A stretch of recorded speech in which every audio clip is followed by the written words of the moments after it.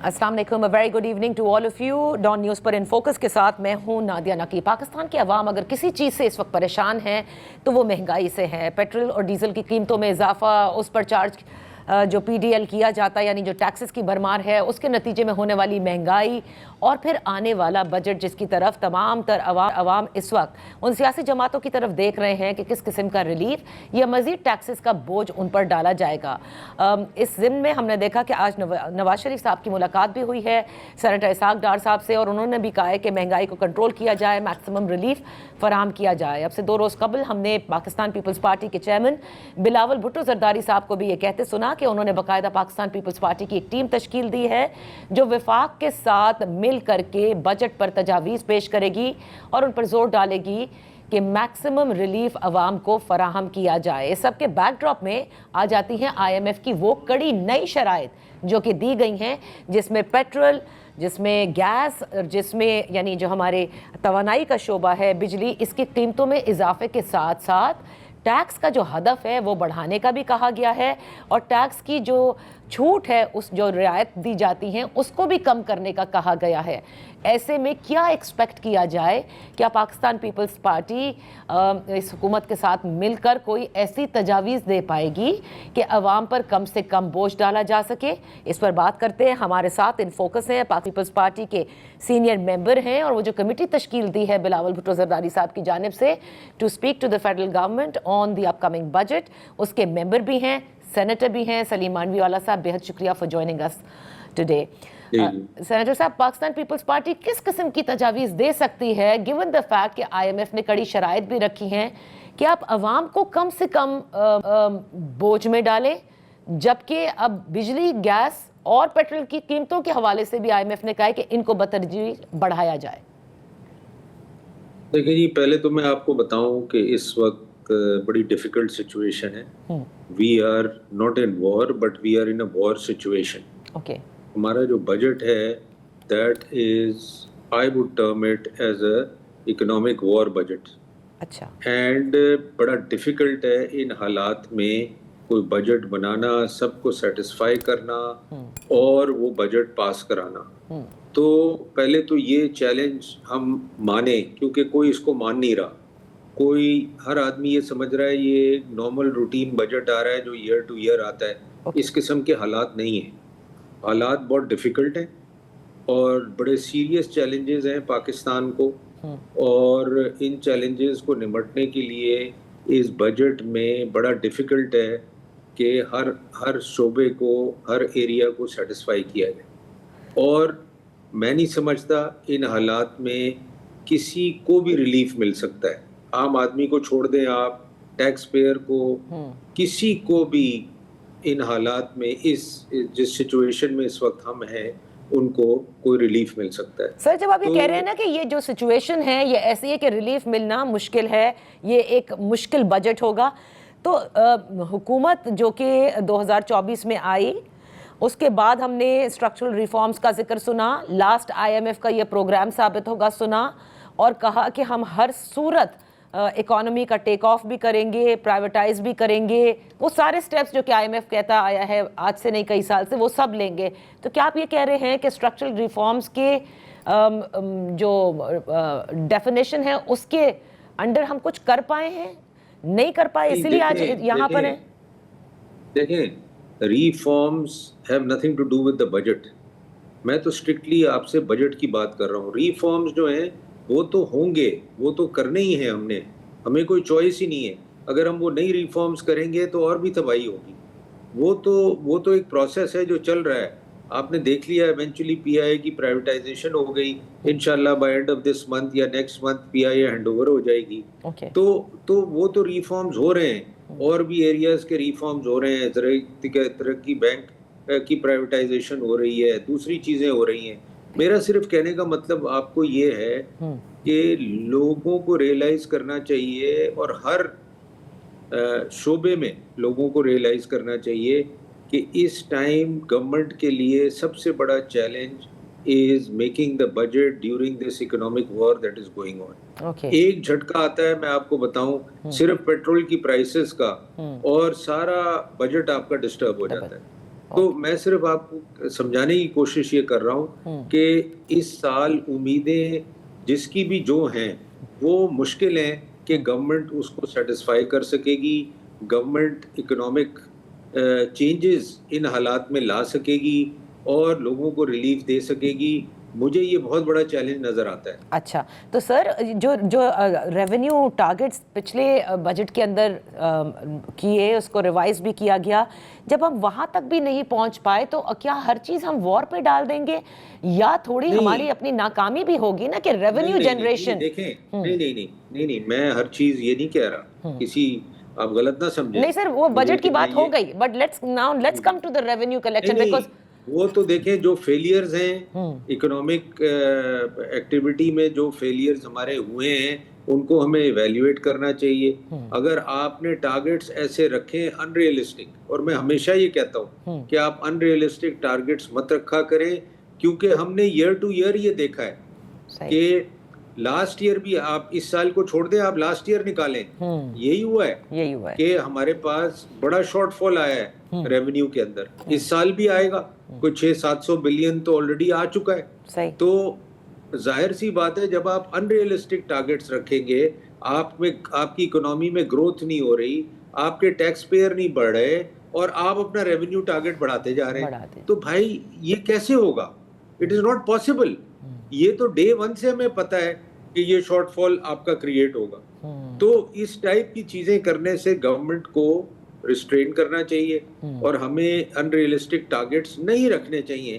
جب ہمیں پتہ ہے ملک کے حالات یہ ہے، جب ہمیں پتہ ہے دنیا کے حالات یہ ہیں اور ہم اس سے دنیا افیکٹڈ ہے ان حالات سے، اور ہم تو بہت زیادہ افیکٹڈ ہیں کیونکہ ہم ان حالات کے بہت نزدیک ہیں. تو یہ سب چیزیں سوچ کے ہمیں ریئلائز کرنا چاہیے. اور جو لاسٹ ایئر فیلیئرز ہوئے ہیں، ہمارے ٹارگٹس اچیو نہیں ہوئے، ریفارمز نہیں ہوئے، دوسری چیزیں نہیں ہوئیں، ان کو بھی ہمیں ریئلائز کرنا چاہیے کہ وہ کیوں نہیں ہوئیں، اور ان کو ہمیں کرنا چاہیے. کیونکہ ہم جتنا ان کو ڈیلے کریں گے، جتنا اس کی امپلیمنٹیشن ڈیلے کریں گے.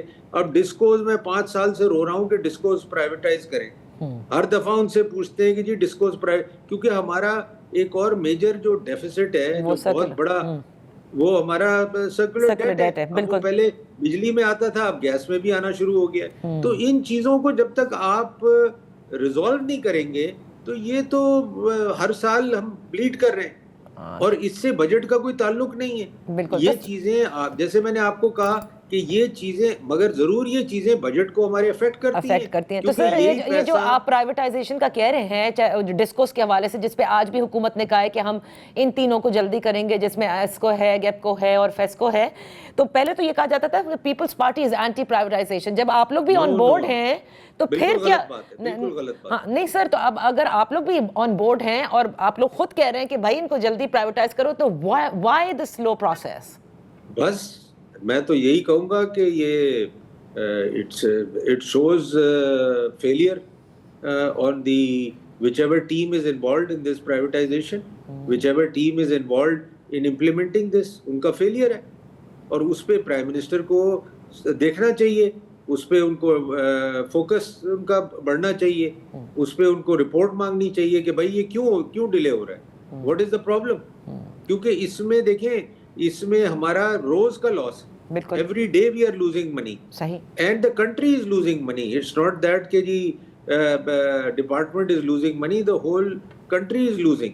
تو یہ چیزیں جب تک ریئلائزیشن نہیں ہوگی، جب تک اس کے اوپر کوئی فوکس نہیں ہوگا، تو یہ اسی طرح چلتا رہے گا. ایئر ٹو ایئر آپ دیکھیے گا کہ ہم وہ آ کے دیتے رہیں گے، جی ہم کر رہے ہیں، اب ہم نے کنسلٹنٹ ہائر کر لیا ہے، اب ہم نے فلانا کر لیا ہے، اب ہم نے ڈھمکانا کر لیا. بھائی واٹ از دا پرابلم؟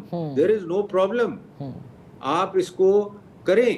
جب تک آپ نہیں کریں گے، نہ آپ کا سرکولیٹڈ ختم ہوگا انرجی کا، نہ چیزیں صحیح ہوں گی. بالکل، کیونکہ ظاہر ہے کہ at the end of the day taxpayer کا پیسہ بھی جا رہا ہے نا سر. یہ جو وائٹ ایلیفنٹس پالے ہوئے، یہ پیسہ دیکھیں جو جا رہا ہے، یہ ہم لوگوں پہ خرچ کر سکتے ہیں نا، ہیلتھ پہ خرچ کر سکتے ہیں، ایجوکیشن پہ خرچ سکتے ہیں، دوسری چیزوں پہ یہ تو بلا وجہ کا پیسہ جا رہا ہے.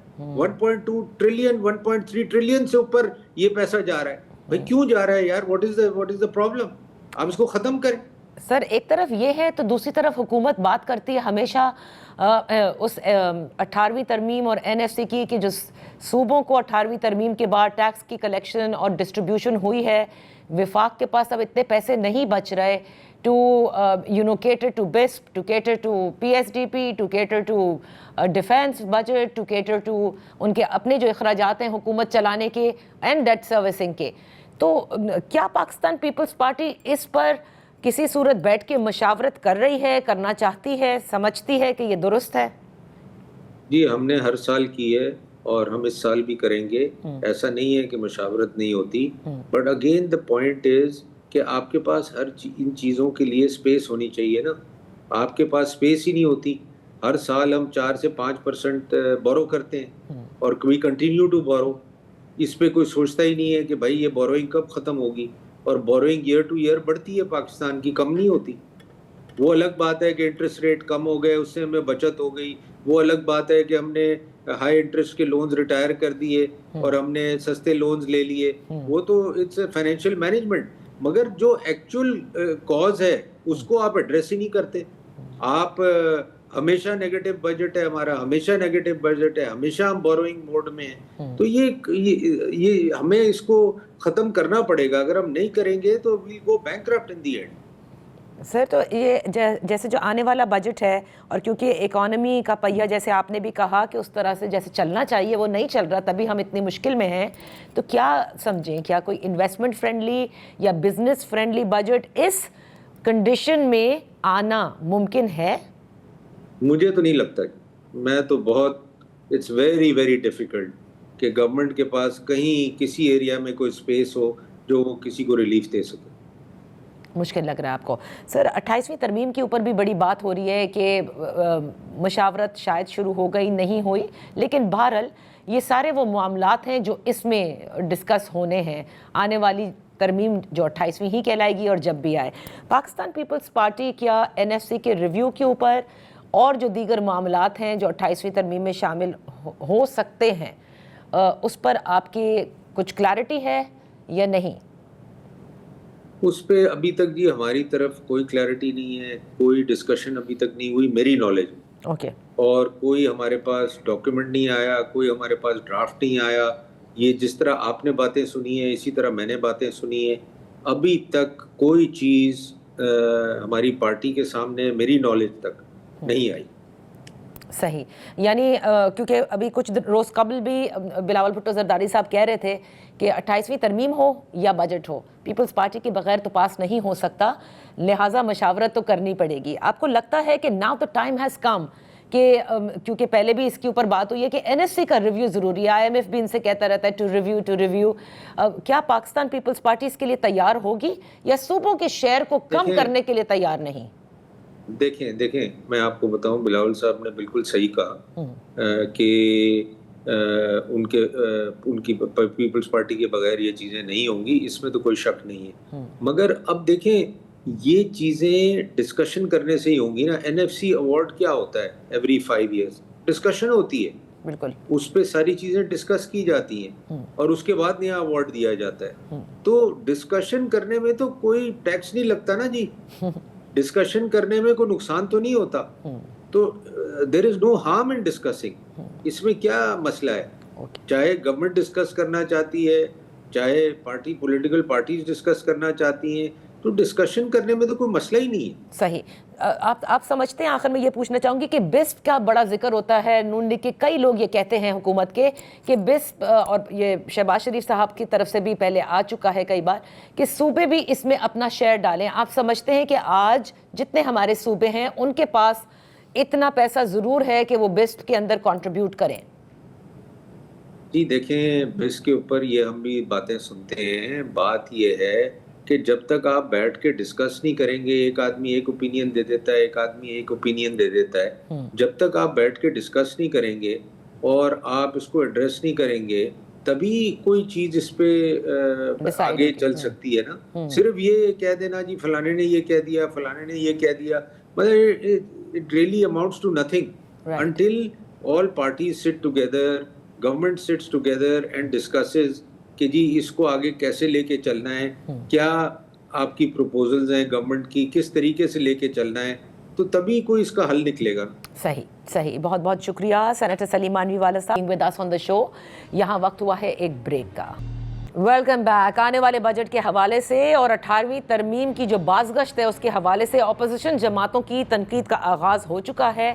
اس پر بات کرتے ہیں. ہمارے ساتھ ان فوکس ہیں سابق گورنر سندھ محمد زبیر صاحب. زبیر صاحب, ویسے تو آنے والے بجٹ سے سبھی ڈرے ہوئے ہیں کہ کیا ہوگا, کیونکہ مہنگائی کی جو شرح جو اسٹیٹ بینک کے گورنر خود بتا رہے ہیں کیا رہے گی, لیکن اچھی خبر یہ ہے کہ آج اسحاق ڈار صاحب کی نواز شریف صاحب سے ملاقات ہوئی ہے اور انہوں نے کہا ہے کہ عوام کو زیادہ سے زیادہ ریلیف دیا جائے اور مہنگائی کو کم کیا جائے. وہ بھی بہت اچھی طرح سمجھتے ہیں آئی ایم ایف میں رہتے ہوئے جو کڑی شرائط اب اور مزید آئی ہیں. کیا یہ ایکچولی ممکن ہوگا کہ نواز شریف صاحب کے کہنے سے مہنگائی کم ہو جائے گی اور عوام کو ریلیف بھی مل جائے گا؟ دیکھیں, ایک تو یہ میں آپ کے ناظرین کے لیے بھی ویسے بتا دوں کہ یہ جو پولیٹیشین کہتے ہیں نا کہ یہ عوام کے فائدے کے لیے بجٹ بنایا جائے, اس کا میرا خیال ہے ایمفسس جو ہونا چاہیے کہ بزنس فرینڈلی ہو, انویسٹمنٹ انسینٹیوز اس میں ہوں, کیونکہ اسی سے عوام کو ایک جا کے بہتری آئے. اناؤنس کرنا تو بڑا آسان ہوتا ہے, کوئی آپ فائنینس منسٹر جا کے بجٹ میں بتا دیں کہ جی ہم آٹا اتنا سستا کر دیں گے, چینی اتنی سستی کر دیں گے, وہ سارے تو بڑے آسان ہیں. Why don't any governments go along with that, because جو مشکل کام ہوتا ہے وہ مشکل یہ ہوتا ہے کہ آپ نے ایک ایسا انوائرمنٹ کریٹ کرنا ہے جس سے بزنس ایکٹیویٹی, اکنامک ایکٹیویٹی بڑھے, اور اکنامک ایکٹیویٹی بڑھے گی تو امپلائمنٹ جنریشن ہوگی, ٹیکسز کی ایک زیادہ اچھے طریقے سے کلیکشن ہوگی, ایکسپینڈڈ اکانومی پر گروتھ ہوگی, ایکسپورٹس ہوگی, پاورٹی میں ریڈکشن ہوگی. تو اس میں تو حکومت ظاہر سی بات ہے میرا خیال ہے اتنی کامیاب نہیں ہو سکی ہے. اب نواز شریف صاحب نے جو کہا ہے اور جو پبلک کیا گیا ہے وہ ایک کنسرن ریفلیکٹ کر رہے ہیں کہ لوگوں میں بے چینی ہے جو کہ انہوں نے محسوس کی ہوگی, اور معیشت کے حوالے سے جو حالات ہیں لوگوں کے وہ بہت ہی زیادہ خراب ہیں. سو نواز شریف کا یہ کہنا اور اسحاق ڈار کا ان سے ملنا دو چیزوں کو, ایک تو ان کا کنسرن جو پبلک ہے وہ ایکسپریس کر رہے ہیں پبلکلی, اور دوسری چیز اسحاق ڈار کا role in the preparation of the budget, جو کہ ایک بڑی عجیب سی چیز ہے for a foreign minister to be handling the budget things rather than the finance minister. یہ خبریں بڑی پہلے گردش کر رہی تھیں کہ اس سال کا جو بجٹ ہے وہ شاید اسحاق ڈار صاحب بنائیں گے اور فائنانس منسٹر نہیں. I don't know how true that is. لیکن whatever it is, IMF کی وہی باتیں اور ہماری بجٹ کے آنے سے پہلے وہی باتیں شروع ہو جاتی ہیں. زبیر صاحب, آج پھر حکومت نے یہ کہا ہے کہ انہوں نے 3 ڈسکوز کے نام لیے ہیں کہ اس کے 50 سے لے کے 100% تک کے جو شیئرز ہیں وہ بیچے جا سکتے ہیں, اور اس کے اندر انہوں نے ایسکو کا نام لیا ہے, فیسکو کا نام لیا ہے اور گیپکو کا نام لیا ہے. آپ بھی پرائیویٹائزیشن کے وزیر رہ چکے ہیں, ذرا بس نٹ شیل کے اندر ہم سب کے لیے بتا دیں ناظرین کے لیے واٹ از اٹ, کہ ہمیں ایکٹیو لسٹیں بھی بتائی گئی ایس او ایز کی, لیکن کیا کانفلکٹ آف انٹرسٹ ہے, کیا پولیٹیکل پرائس پے کرنی پڑتی ہے, یہ وجہ ہے کہ ہم پرائیویٹائزیشن کو کرنے میں ناکام ہی ہوئے ہیں ابھی تک؟ ایک دفعہ تو میں خود اس کا وٹنس تھا, وہ ناکامی تو میرا خیال ہے وہ پولیٹیکل ریزنز کی وجہ سے تھی. جب 2015 اکتوبر کی بات ہے, فیسکو کی پرائیویٹائزیشن ہم نے 9 کے 9 ڈسٹریبیوشن کمپنیز جو ہیں اس کو لائن اپ کیا تھا پرائیویٹائزیشن کے لیے, اور ہر ایک کا جو تھا فائنینشیل ایڈوائزر اپوائنٹ ہوا تھا, وہ جو 1.5-2 سال ہوتے ہیں جو مشکل ترین ہوتے ہیں اسٹڈی کرتے ہیں, فائنینشیل ایسپیکٹ, اس کا HR, دوبارہ ٹیکنیکل ایسپیکٹ, تو وہ لیکن مارکیٹ میں آپ ایک ایک کر کے لے کے آنے کا تھا. تو FESCO we thought was the best one, اور اس کے ہم نے پروسیس اینڈ تک لے گئے تھے. اس میں بڈس بھی آ گئی, اچھا, اور بڑے اچھے ان سے بڈس آئی تھیں گروپ سے, لیکن اس کے بعد پولیٹیکل ریزنز کی وجہ سے فیسکو میں ہڑتال کا تھریٹ دے دیا گیا. اس کے جو مزدور تھے وہ آ کے پرائم منسٹر سے بھی ملے, خواجہ آصف اس وقت ہوتے تھے minister for water and power, ان سے بھی ملے, میرے سے بھی ملے تھے. تو وہ پھر فیصلہ یہ کیا گیا بڑوں نے کہ جی اس وقت politically it's not a good thing, because آپ کو پتہ ہے اس وقت عمران خان بہت ظاہر ہے ایک موومنٹ چلا رہے تھے حکومت کے خلاف. تو privatisation is not an easy thing from a political standpoint. تو وہ فیلئر کا تو مجھے پتا ہے. اور یہ بڑوں سے جب ملے تو بڑوں کا مطلب نواز شریف صاحب سے اس وقت ملے. آئی تھنک اس میں جو کلیدی رول تھا وہ اسحاق ڈار صاحب آپ کو پتا ہے کہ کیبنٹ کمیٹی آن پرائیویٹائزیشن کو چیئر کرتے تھے, آج بھی چیئر کرتے ہیں بائی دا وے. اس وقت تو فائنینس منسٹر تھے, سینس بنتا تھا, اب تو فورن منسٹر ہیں. کوئی میرا خیال ہے کوئی ریلیشن شپ بنتی نہیں, لیکن ظاہر بات ہے ان کا قد اتنا بڑا ہے کہ وہ کچھ بھی کر سکتے ہیں. تو اس وقت کیبنٹ کمیٹی آن پرائیویٹائزیشن کے حوالے سے اسحاق ڈار صاحب کا اس میں کلیدی رول تھا ریورس کروانا. تو پھر اب بھی تو وہی مسائل ہوں گے, اب بھی تو وہی پولیٹیکل کیپٹل ہوگا, تو اب کیسے حکومت کہہ رہی ہے, کیونکہ انہوں نے پھر فیسکو کا نام بھی لیا ہے. نادیہ, اس میں ایک فرق ہے. آئی تھنک پولیٹیکلی اس وقت جو ماحول ہے وہ اتنا اچھا کبھی بھی نہیں تھا پرائیویٹائزیشن کے لیے. چاہے وہ ایون جنرل مشرف جب پریزیڈنٹ تھے اور پرائیویٹائزیشن کا پروسیس تھا, جس طرح پی ٹی سی ایل پرائیویٹائز ہوا تھا, تو فوج بھیجنی پڑی تھی. جو ٹرانسفر آف جو اونرشپ تھی اتصالات کو دینے کے لیے, because politically it's a very very challenge, صرف پاکستان میں نہیں دنیا بھر میں. بٹ اس وقت جو اچھی چیز ہے کہ جو مین پولیٹیکل پارٹیز ہیں, جس طرح پی ٹی آئی ہے یا پیپلز پارٹی ہے, پیپلز پارٹی تو اتحادی پارٹی ہے, سو وہ ہمیشہ سے اپوز کرتے رہے ہیں, they are anti privatisation. P T I in the past was anti privatisation. پھر یونینز ہوتی ہیں. سو اس وقت جو ماحول ہے پولیٹیکلی, تو اسمبلی میں کوئی بھی ایسی میجر پولیٹیکل پارٹی نہیں ہے جو کہ اپوز کر رہی ہے. So politically they can move fast, and I think this is جس طرح پی آئی اے کا ہوا تھا, آپ نے دیکھا کوئی پولیٹیکل اپوزیشن نہیں. پی آئی اے کا بھی پہلے اسی وجہ سے روکا گیا تھا 2015 میں کہ پولیٹیکلی اٹ واز تھاٹ کہ جی اس وقت اینڈ میں آ کے یہی فیصلہ کیا گیا تھا کہ اس کو آگے نہ لے کے جایا جائے. تو میرا اپنا خیال یہ ہے کہ ایک پروفیشنل پوائنٹ آف ویو سے تو چیلنجز ہوتے ہیں. Privatisation is a very challenging thing from a professional standpoint. Political تو ماحول اس سے اچھا پاکستان میں کبھی تھا ہی نہیں. آپ کو پتا ہے کوئی اسٹریٹ موومنٹ یا کوئی ایسا یعنی کوئی چیلنج کرنے والا نہیں ہے, نظام اتنا مضبوط ہے کہ فوری طور پر یہ اسٹرکچرل ریفارمز یا مشکل فیصلے لیے جا سکتے ہیں.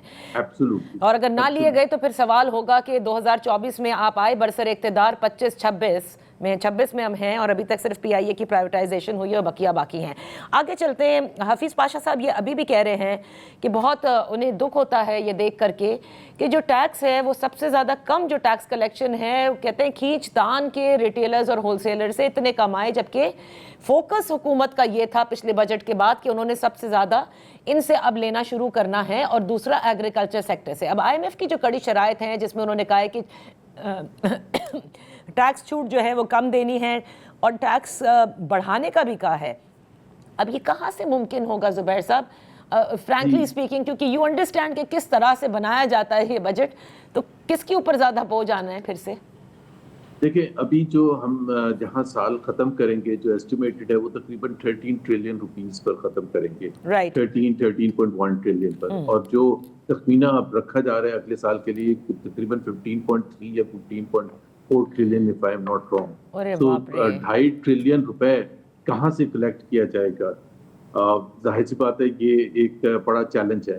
کوشچن یہ ہے کہ اگر ایگریکلچر سیکٹر جو ہے ایک بہت بڑا ایک جس میں تقریباً 25% اس کا جی ڈی پی میں حصہ ہے ایگریکلچر سیکٹر کا, اور 0.3% اس کی کنٹریبیوشن ہے ٹیکس کی, آئی مین لیس دین 1%, مچ لیس دین 1%. تو آبویسلی یہ مس میچ یا امبیلنس جو ہے یہ تو چل ہی نہیں سکتا اس طرح سے. اور اسی طرح سے ٹریڈرز کا آپ نے ذکر کیا, ان کے ساتھ بھی جو بھی ایسٹیمیٹ لگایا گیا تھا وہ بالکل بھی الٹ پلٹ ہو گیا. اب پوائنٹ یہ ہے کہ جو حکومت اس فسکل ایئر میں جو چل رہا ہے اس میں انفورس نہیں کرا سکی تو اگلے سال کیسے کرا سکی؟ تو آپ تخمینے جو مرضی لگا لیں, ابھی بھی جو رکھا گیا تھا 14.1 ٹریلین رکھا گیا تھا target, original target, and with in 2 months of the start of the fiscal year وہ اس کو ریوائز ڈاؤن ورڈ کر دیا گیا. اس ریویژن کے سے بھی ہم ابھی 680 بلین روپیز شارٹ ہیں ایز آف اپریل, اور 2 مہینے میں جا کے وہ تقریباً 800 بلین کے برابر ہو جائے گا revise lower target. So how are we going to achieve that target? اس میں مسئلہ یہ ہے جو سب سے خراب بات ہے, اگر آپ انہی لوگوں کو دوبارہ انہی سیکٹرز کو دوبارہ اور زیادہ ٹیکس کریں گے, یعنی کہ سیلریڈ کلاس ہے, کارپوریٹ ورلڈ ہے, بزنس ورلڈ ہے, تو اس سے اکانومی میں انویسٹمنٹ نہیں آئے گا, that is the anti-investment way of collecting taxes. ہو سکتا ہے 15.3 ٹریلین آئے, 14 ٹریلین آ جائے, 14.5 ٹریلین آ جائے, but it will drive away investment. وہ اکانومی ایکسپینڈ نہیں ہوگی. اور طریقہ کار جو ہوتا ہے, جو صحیح طریقہ ہوتا ہے نادیہ, وہ پہلے آپ انویسٹمنٹ کریٹ کرتے ہیں, اکانومی کو ایکسپینڈ کرنے کی بات کرتے ہیں, اس کے کانسیکوینس میں ٹیکس کلیکشن کی بات کرتے ہیں. ہم پہلے ٹیکس کلیکشن کی بات کرتے ہیں, اور اسی وجہ سے وی آر اسٹل اسٹرگلنگ کہ پہلے ٹیکس کلیکشن کی بات کرتے ہیں, انویسٹمنٹ کو بھگا دیتے ہیں, انویسٹرز کو بھگا دیتے ہیں. جو ایگزسٹنگ لوگ ہیں وہ obviously they feel کہ the pinch. اب سیلریڈ کلاس ہے فار ایگزامپل, اس کی جو اگر آپ پچھلے 4 سال میں پرچیزنگ پاور ایروجن دیکھیں تو 65% ہو گئی ہے. اور اس کی جو سب سے بڑی وجہ ہے کہ انکم لیولز بڑھ نہیں رہے, ٹیکس بڑھتا چلا جا رہا ہے. تو آپ خود بتائیں کہ وہ اس سے اگر آپ دوبارہ کہیں گے اور ٹیکس کلیکٹ کرنے کے لیے تو میرا خیال ہے بڑی زیادتی ہوگی. تو سر ہم خود جو ہے وہ یہ سب چیزیں بنانے میں ناکام رہے ہیں, یا آئی ایم ایف کو ایکسپلین نہیں کر پاتے کہ بھائی ہمارے جو اس وقت کنسٹرینز ہیں اس میں رہتے ہوئے, جیسے آپ نے کہا کہ ہم پہلے ٹیکس کلیکشن کی بات کرتے ہیں, انویسٹمنٹ بھگا دیتے ہیں, جبکہ you need to get the investment first and then you know properly آپ اس کا ایک نظام بناتے ہیں. کیا ہم آئی ایم ایف ڈپلومیسی ہماری خراب رہی ہے؟ بہت زیادہ خراب ہے. آئی ایم ایف کو بلیم کرنے سے زیادہ حکومتیں جو بھی رہی ہیں ان کو بلیم کرنا زیادہ ضروری ہے.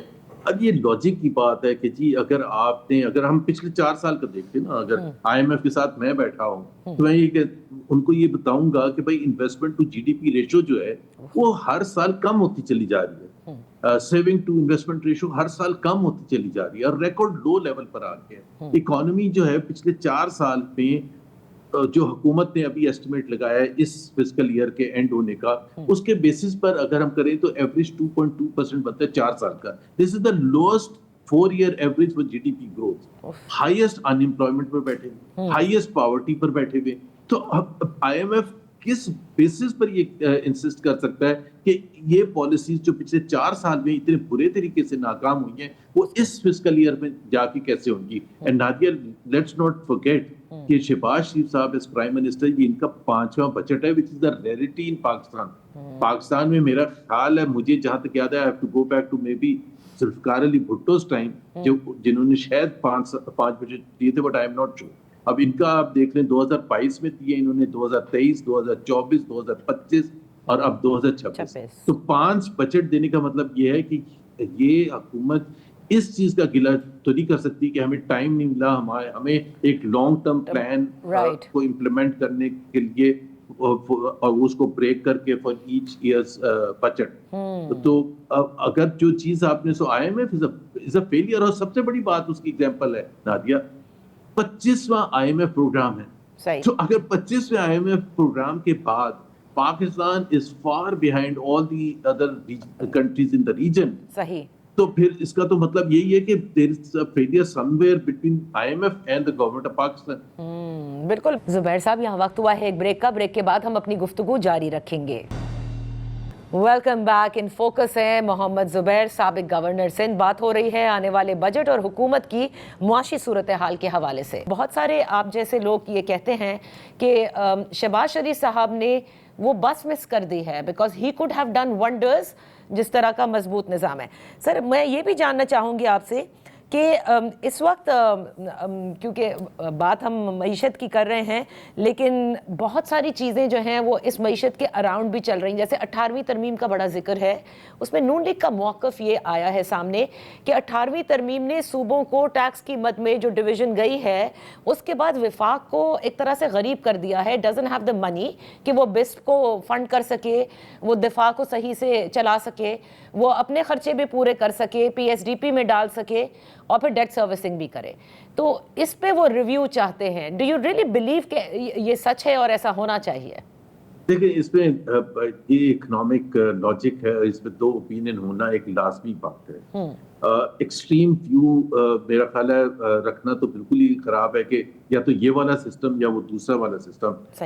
بات یہ ہے کہ جو پریزنٹ سسٹم ہے جس میں آپ صوبوں کو تقریباً 58% ڈسٹریبیوٹ کر دیتے ہیں, وفاق جو بھی کلیکٹ کرتا ہے, اس کی بھی ایک لاجک تھی اور اس کے بھی فوائد ہیں.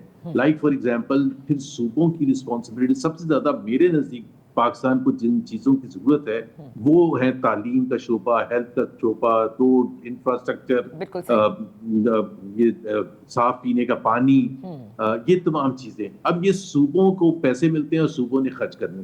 اب جنرل ایک پرسپشن ہے کہ صوبوں کو دینے کے بعد وفاق کے پاس بہت کم بچتا ہے, اس لیے وفاق اتنا ایفیشینٹ نہیں ہے.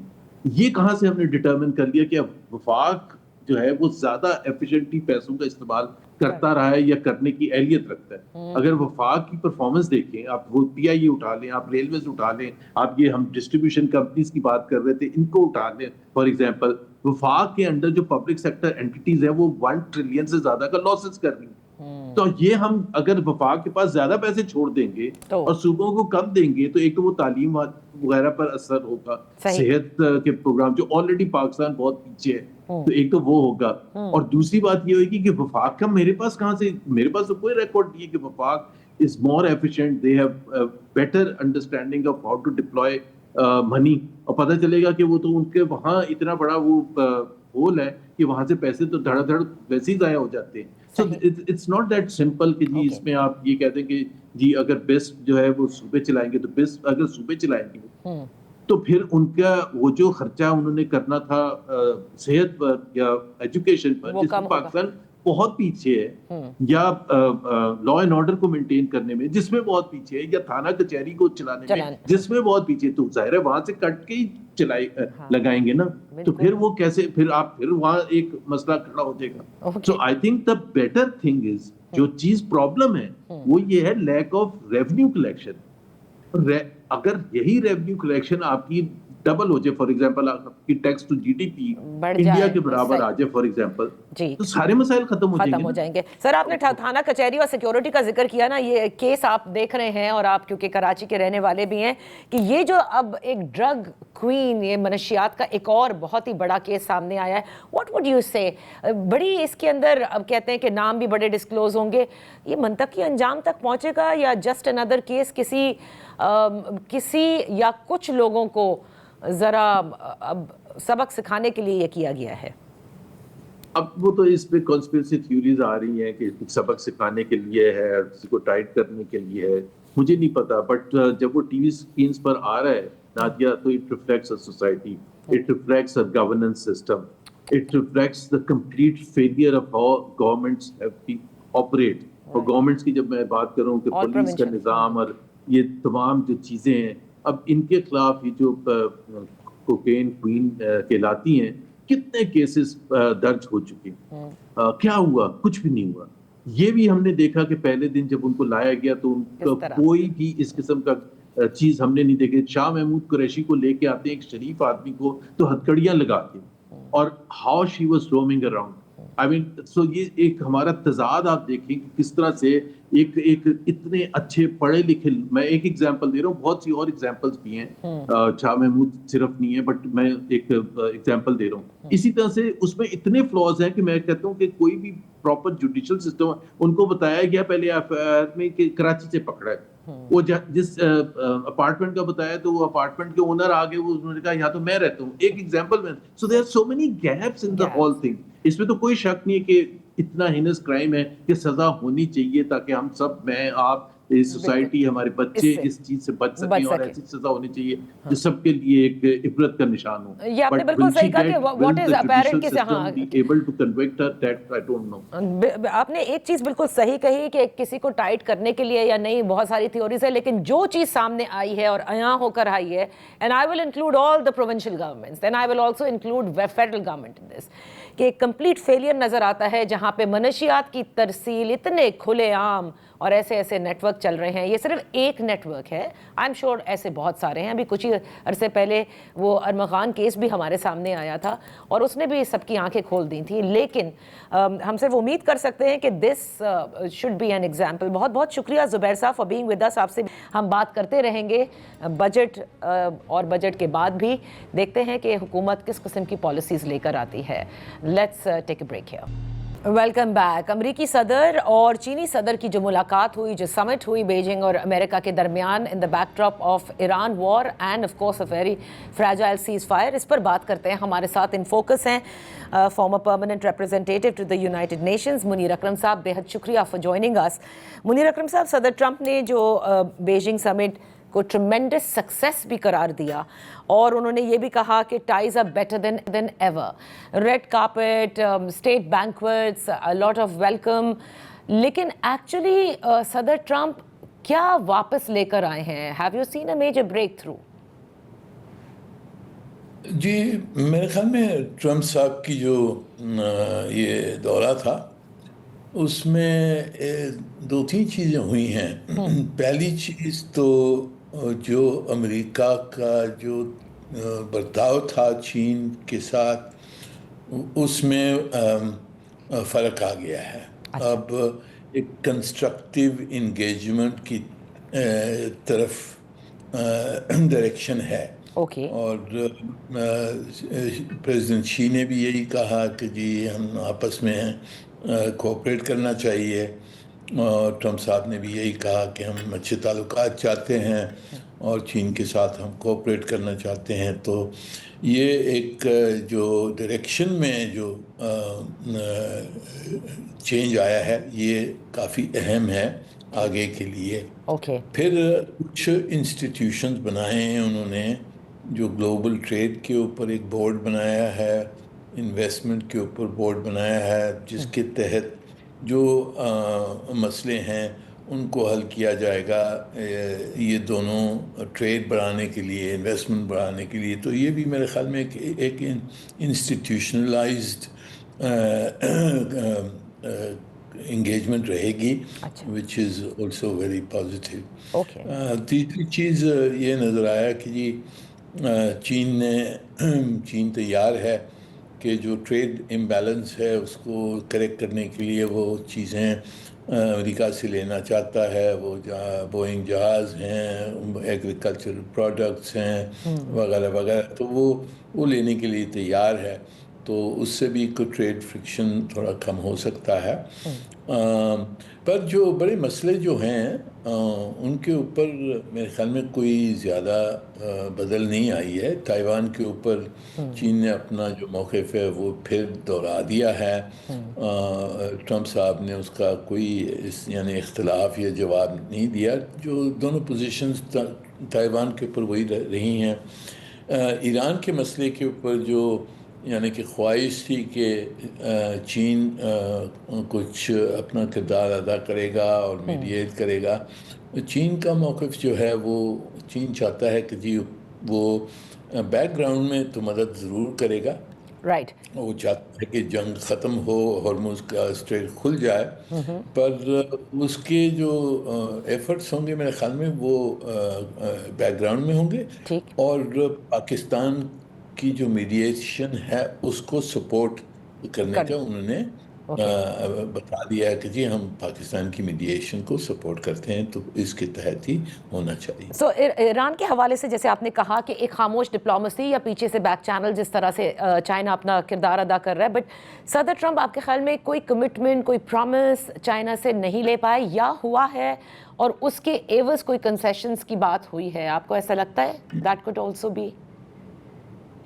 جی میری نظر میں یعنی کہ اس پہ کوئی دونوں طرف سے کوئی ایسی خاص کمٹمنٹ نہیں ہوئی ہے.